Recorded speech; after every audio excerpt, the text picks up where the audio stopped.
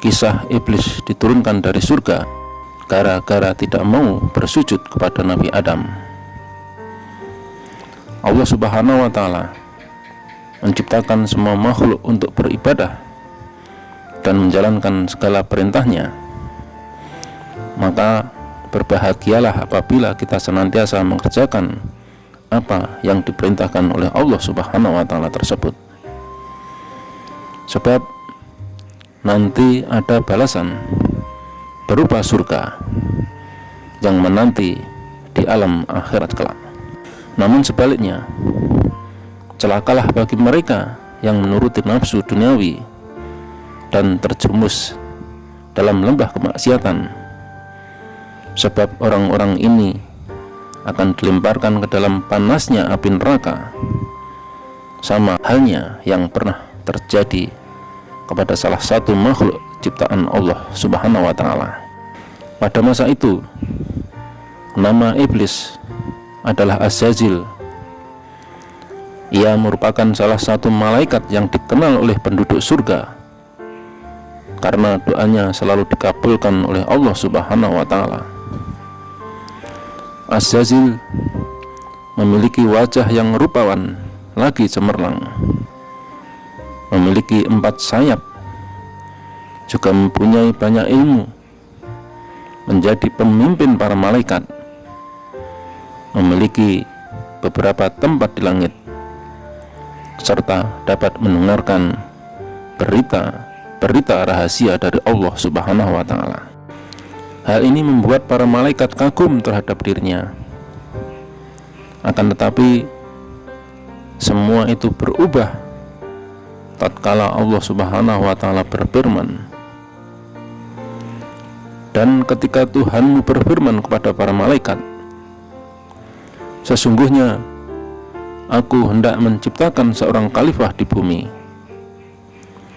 Kemudian para malaikat berkata, mengapa hendak kau jadikan khalifah di bumi itu orang yang akan membuat kerusakan di dalamnya dan menumpahkan darah?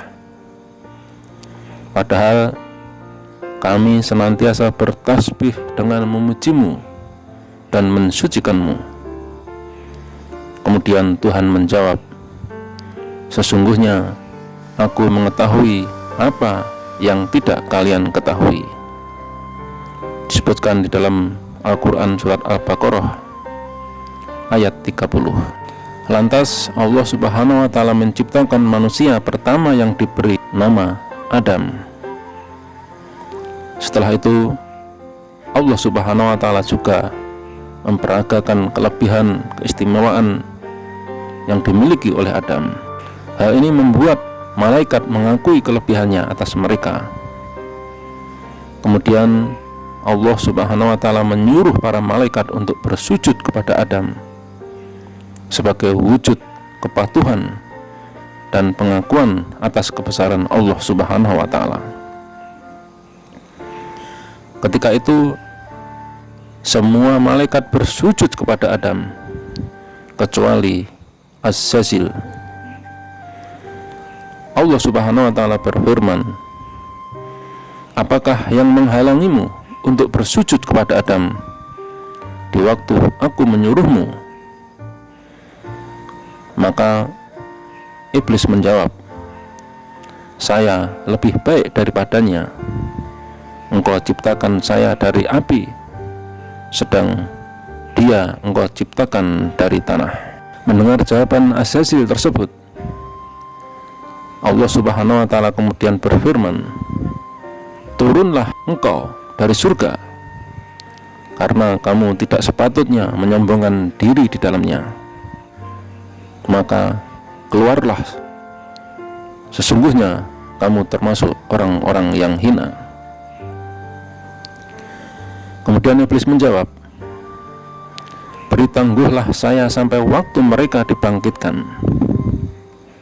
Kemudian Allah Subhanahu wa Ta'ala berfirman, sesungguhnya kamu termasuk mereka yang diberi tangguh.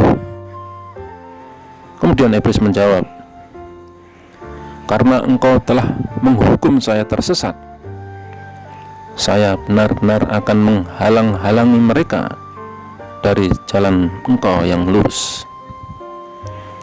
Kemudian saya akan mendatangi mereka dari muka, dari belakang, dari kanan, ataupun dari kiri mereka, dan engkau tidak akan mendapati kebanyakan mereka bersyukur. Kemudian Allah Subhanahu wa Ta'ala berfirman, keluarlah kamu dari surga itu sebagai orang terhina lagi terusir.